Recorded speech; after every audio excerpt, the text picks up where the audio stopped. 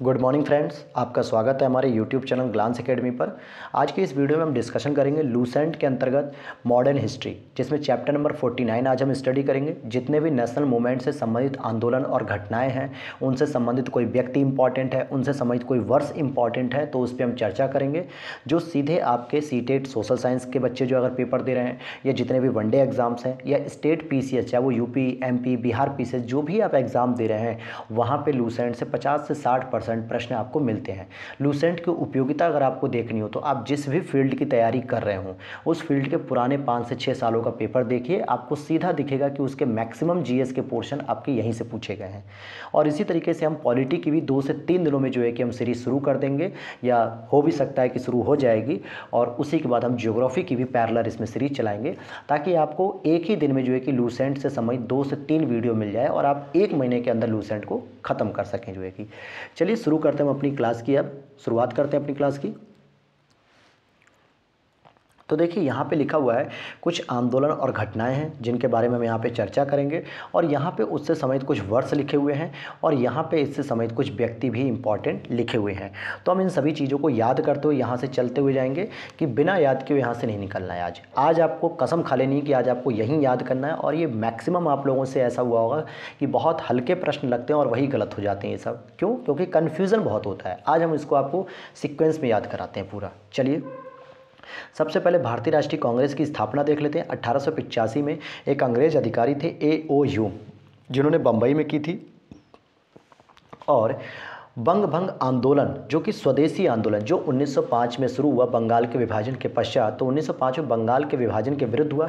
एक होता है यंग बंग आंदोलन। यंग बंग आंदोलन यानी जो युवा बंगाल आंदोलन था, जो 1826 में हेनरी विवियन डेरेजियो के नेतृत्व में चला था, वो अलग है और ये अलग है। दोनों में कन्फ्यूज़न बहुत होता है आप लोगों को। मुस्लिम लीग की स्थापना 1906 में हुई थी। आगा खां और सलीमुल्लाह के नेतृत्व में ढाका में हुई थी, ये आपको याद रखना है। उसके बाद है कांग्रेस का विभाजन, जो 1907 में हुआ था। नरम दल और गरम दल में फूट हो गई थी। क्यों हो गई थी? क्योंकि जो गरम दल था, उग्रवादी दल था, जो बंगाल विभाजन के बाद उभर के आ रहा था, उसको लगता था कि 1885 से 1905 तक कांग्रेस के जो उदारवादी दल है, 20 वर्षों में इन्होंने कुछ भी प्राप्त नहीं किया, कोई इन्हें उपलब्धि नहीं मिली, इसलिए अब उग्रवादी और हिंसात्मक तरीके से आज़ादी दिलाई जाएगी। तो इसी आधार पर 1907 के सूरत अधिवेशन में विभाजन हो गया। आपको बताते चलें कि सूरत अधिवेशन की जो अध्यक्षता थी वो रास बिहारी घोष के द्वारा की गई थी। बोस नहीं, रास बिहारी घोष। होम रूल आंदोलन की बात करेंगे तो हमने कल की क्लास में चर्चा किया कि 1916 में तिलक और एनी बेसेंट दोनों के द्वारा शुरू किया गया था। पहले तिलक जी शुरू करते हैं मार्च 1916 में, और उसके बाद सितंबर 1916 में एनी बेसेंट करती हैं। लखनऊ पैक्ट को अगर हम देखें, दिसंबर 1916 में कांग्रेस और मुस्लिम लीग के बीच समझौता हुआ। साथ ही साथ कांग्रेस के दोनों दल, गरम दल और नरम दल, ये भी दोनों के बीच समझौता हो गया कि अब मिलकर हम आज़ादी लड़ेंगे, आज़ादी के लिए लड़ेंगे। और इस लखनऊ पैक्ट या लखनऊ अधिवेशन की जो अध्यक्षता थी वो अंबिका चरण मजूमदार कर रहे थे। कौन कर रहे थे? अंबिका चरण मजूमदार, एसीएम। अगला पॉइंट है मॉन्टेग्यू घोषणा, जो 20 अगस्त 1917 को आती है, जिसके भारत मंत्री लॉर्ड मॉन्टेग्यू की घोषणा थी। और यही 1917 की जो मॉन्टेग्यू घोषणा थी, ये भारत सरकार अधिनियम 1919 का आधार बनती है। आगे देखते हैं रॉलेट एक्ट एक आता है, जो सिडनी रॉलेट की अध्यक्षता में आता है। किसकी अध्यक्षता में आता है? सिडनी रॉलेट की अध्यक्षता में। आपको याद रखना है 19 मार्च 1919 को आया था, जिसे काला कानून कहा गया, जिसके अंदर कहा गया कि किसी भी व्यक्ति को संदेह के आधार पर ही गिरफ्तार कर सकते हैं। एक स्टेटमेंट है, बिना अपील, बिना वकील, बिना दलील। ये एक ऐसा कानून था जिसमें ना तो कोई अपील होगी, ना कोई वकील किया जाएगा, ना कोई दलील दी जाएगी। तो इसका बहुत विरोध किया गया, और इसी के विरोध के चलते जो है कि क्या हुआ, खिलाफत आंदोलन भी शुरू किया गया, असहयोग आंदोलन शुरू किया गया, ये सारी चीज़ें। इसके बाद क्रम से आपको याद करना है। ये देखेंगे कि आप लूसेंट की खासियत है कि आपको हर एक घटना को क्रम से याद करा रही है। अगर आप ये भी पढ़े रहेंगे ना कि यार पहले मैंने इस घटना को पढ़ा था, याद भले ना हो ईयर, सन याद ना हो, तिथि याद ना हो, अगर बस इतना ही पता हो कि इस घटना को मैंने पहले पढ़ा था किताब में, तो वो आपका आधा प्रश्न वैसे ही सॉल्व हो गया। आगे देखते हैं जलियांवाला बाग हत्याकांड। 13 अप्रैल 1919 को हुआ, जहाँ पे डॉक्टर जो जनरल डायर थे इन्होंने गोली चलवा दी थी अमृतसर में और लगभग हजारों लोग जो है कि मारे गए थे। जलियांवाला बाग हत्याकांड क्यों हुआ? क्योंकि उस समय पंजाब में धारा 144 का प्रयोग किया गया था कि कोई भी व्यक्ति ग्रुप में या सार्वजनिक स्थल पे समूह में नहीं रहेगा। लेकिन जलियांवाला बाग हत्या बाग में वहाँ आम पब्लिक जो थे, सिख लोग थे, वो डॉक्टर सत्यपाल और किचलू जी के गिरफ्तारी के विरोध में जनसभा कर रहे थे, जिसको जनरल डायर ने अंग्रेजी हुकूमत के खिलाफ जो है कि माना, विद्रोह माना और इसलिए गोली चलाने का आदेश दिया, जो बहुत ही नरसंहार था, बहुत ही गलत था। आगे हम देखते हैं खिलाफत आंदोलन 1919 में जो है कि यह हुआ। शौकत अली और मोहम्मद अली, ये मोहम्मद अली जिन्ना नहीं है बल्कि अली बंधु के नाम से जानते हैं। अच्छा, आपकी जानकारी के लिए मैं बताऊं दोस्तों, जल्दी ही मैं आपकी मॉडर्न हिस्ट्री के सेगमेंट खत्म होते ही जब पॉलिटी का सेगमेंट शुरू हो जाएगा तो मैं एक वीडियो बनाऊंगा आप लोगों के लिए कि किस तरीके से 40 से 45 दिन में पूरी लूसेंट को सिस्टमेटिक तरीके से आप खत्म कर सकते हैं, जिससे आपका एक जीएस का जो मेन बर्डन होता है ना कि कैसे जीएस को तैयार करें, याद करें, समझ के करें या रटना है या लिख के करना है, आपके वो सारे डाउट्स क्लियर हो जाएंगे। तो ध्यान रखिएगा, 2 से 3 दिन बाद मैं उस पर एक वीडियो जरूर बनाऊंगा आप लोगों के लिए कि कैसे मैंने तैयार किया है हमेशा जो है कि, और कैसे मैंने गवर्नमेंट सर्विस प्राप्त की, ये सारी डिटेल्स मैं जो है कि उस वीडियो में चर्चा करूंगा। इसके लिए आपको क्या करना होगा, चैनल को सब्सक्राइब कर लीजिए, नोटिफिकेशन ऑन कर लीजिएगा, ताकि जब भी हमारी वीडियो अपडेट होइए तो आपको जरूर मिले और इससे आपको पता चलेगा कि कैसे लूसेंट को पढ़ते हैं, कैसे जो है कि हम उससे जानकारी लेके अपने एग्जाम को क्लियर कर सकते हैं।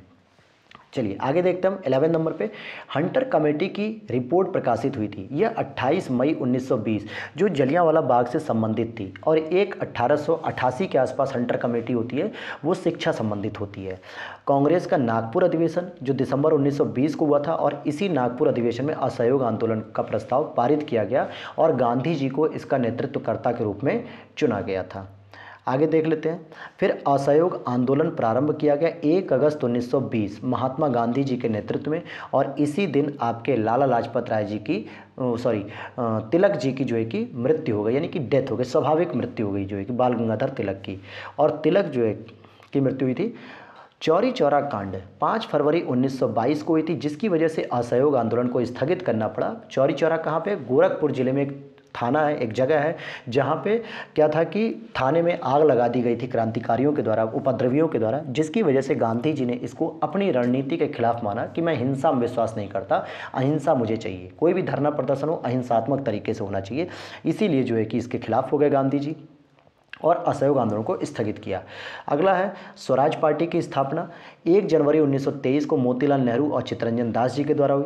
एचआरए की स्थापना हिंदुस्तान रिपब्लिकन एसोसिएशन अक्टूबर 1924 सचिंद्र नाथ सान्याल जी के द्वारा की गई थी, और इनके द्वारा क्रांतिकारियों की बाइबल जिसको कहा जाता है वो पुस्तक लिखी गई थी, बंदी जीवन। कौन सी पुस्तक लिखी गई थी? बंदी जीवन।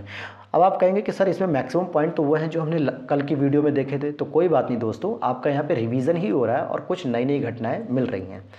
नेक्स्ट पॉइंट है साइमन कमीशन की नियुक्ति। इसकी नियुक्ति जो है कि 8 नवंबर 1927 को हो गई थी, लेकिन ब्रिटेन में हुई थी। यह भारत कब पहुंचा था यह आपको बताना है 1928 में, इसलिए फरवरी 1928 में भारत पहुंचा। जॉन साइमन की अध्यक्षता में 7 सदस्यीय आयोग का गठित किया गया था। देखिए यहाँ लिखा भी है नेक्स्ट पॉइंट में, 3 फरवरी 1928 को भारत पहुंचा था, और इसमें 7 सदस्य जो है कि गोरे थे, अंग्रेज थे, भारतीयों की समस्या पर चर्चा करने आए थे, लेकिन भारतीय शामिल नहीं थे, जिसका विरोध कर रहे थे जगह जगह लोग भारतीय नेतृत्व में। और लाला लाजपत राय जी लाहौर में विरोध कर रहे थे, और लाठी से प्रहार जो हुआ उनके ऊपर, जो सैंडर्स के द्वारा करवाया गया, जिसकी वजह से उनकी मृत्यु हो गई। और फिर इसका बदला भी जल्दी ही लिया जाएगा सैंडर्स को मार के। अगला है नेहरू रिपोर्ट। इसको आप लोग याद रखिएगा, अक्सर पूछता है कि नेहरू रिपोर्ट किसने प्रकाशित की, पंडित जवाहरलाल नेहरू या मोतीलाल नेहरू। तो मैं बता दूं, पंडित जवाहरलाल नेहरू के पिता मोतीलाल नेहरू ने इसको प्रकाशित किया था। मोतीलाल नेहरू इसके अध्यक्ष थे, और ये अगस्त 1928 में था। इस नेहरू रिपोर्ट में कहा गया था कि आपको एक ऐसा संविधान का फ्रेम तैयार करना है, फ्रेमिंग, जिसपे सभी दल सहमत हो, चाहे वो कम्युनिस्ट पार्टी हो, मुस्लिम लीग हो, हिंदू महासभा हो, या आपकी जो है कि जस्टिस पार्टी हो, या कांग्रेस ही क्यों ना हो, सभी दल इस पर मत होने चाहिए। बारदोली सत्याग्रह अक्टूबर 1928 में हो रहा था। गुजरात के किसानों का लगान वृद्धि के विरोध में था और सरदार वल्लभ भाई पटेल के नेतृत्व में हुआ, और इस आंदोलन की सफलता के बाद वहां की महिलाओं के द्वारा सरदार पटेल जी को सरदार की उपाधि दी गई। तो प्रश्न पूछता है कि वल्लभ भाई पटेल को सरदार की उपाधि किस आंदोलन के बाद दी गई? तो बारदोली सत्याग्रह के बाद। अगला है लाहौर षड्यंत्र केस। 8 अप्रैल 1929 को भगत सिंह बटुकेश्वर दत्त द्वारा असेंबली में बम फेंका गया।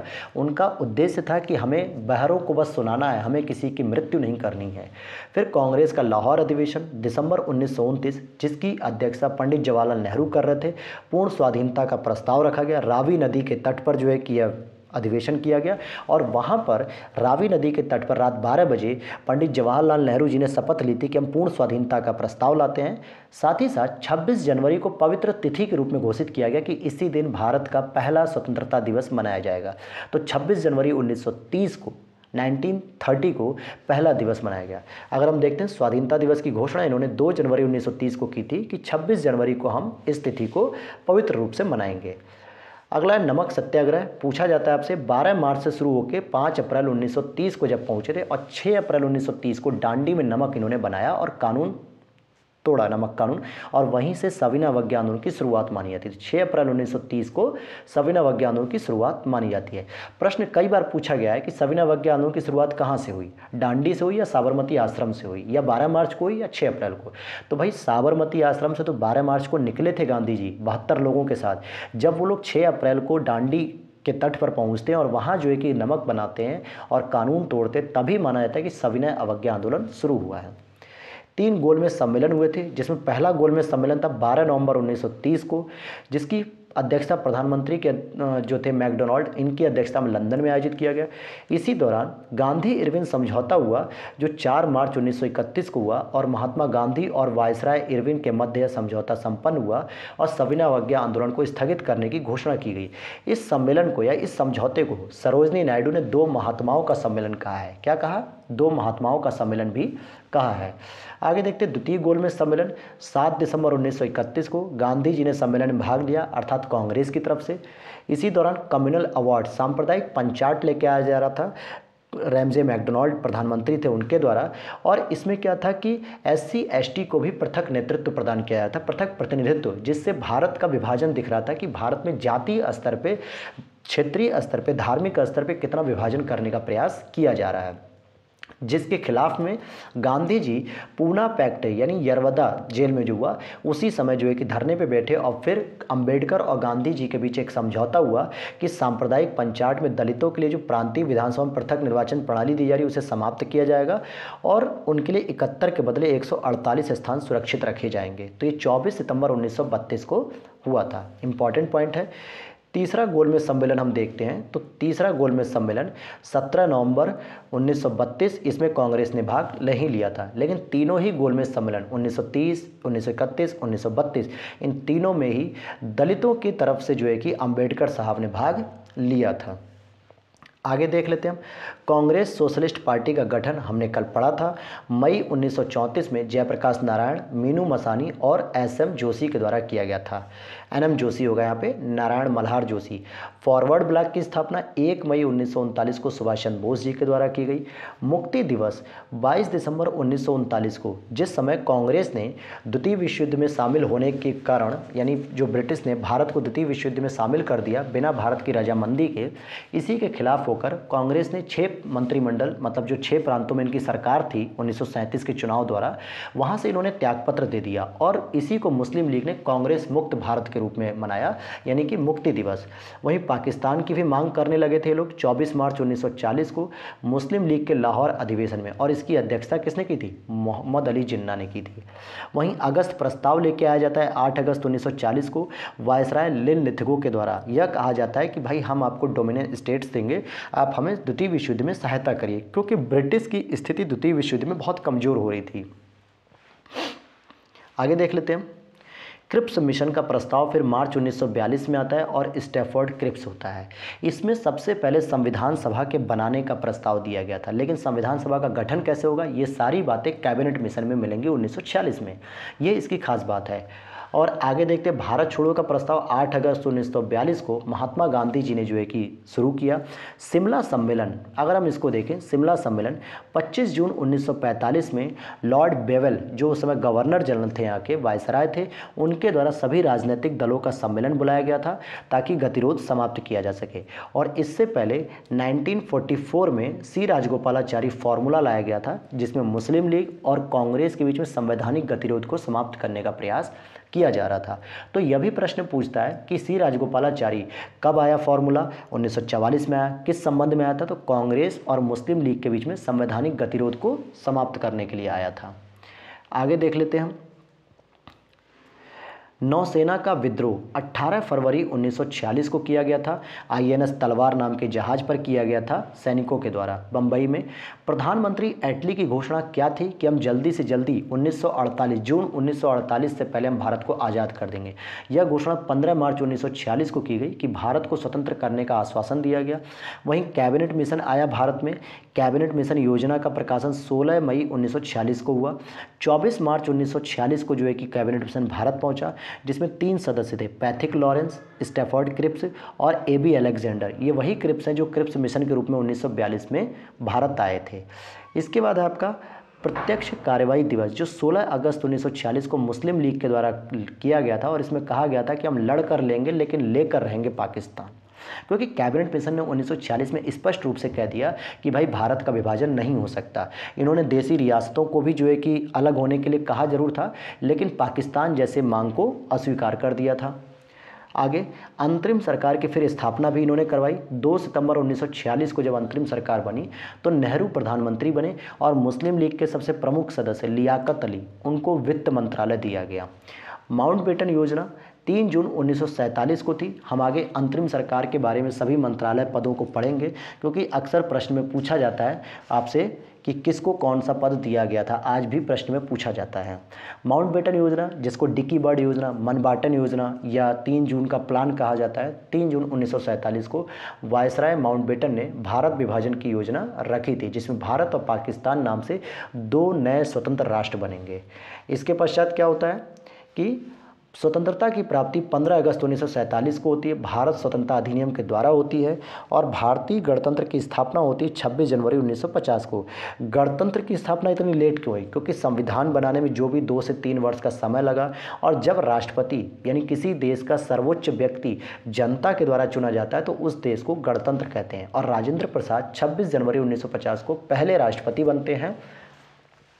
भूदान आंदोलन की बात करेंगे तो 18 अप्रैल 1951 को ये पोचमपल्ली नालगोंडा तेलंगाना में विनोबा भावे जी के द्वारा जो है कि शुरू किया गया, जिसमें भूमि दान करने का वादा किया जा रहा था, आह्वान किया जा रहा था लोगों से कि ताकि उन लोगों को भूमि मिल सके जो वंचित हैं भूमि से। तो दोस्तों ये तो थे इंपॉर्टेंट फैक्ट, और इसी तरीके के फैक्ट को देखने के लिए प्लीज़ वीडियो को लाइक कीजिएगा अगर अच्छी लगे, और चैनल को सब्सक्राइब कर लीजिएगा ताकि आपको नोटिफिकेशन मिलती रहे। मिलते हैं नेक्स्ट वीडियो में। नमस्कार।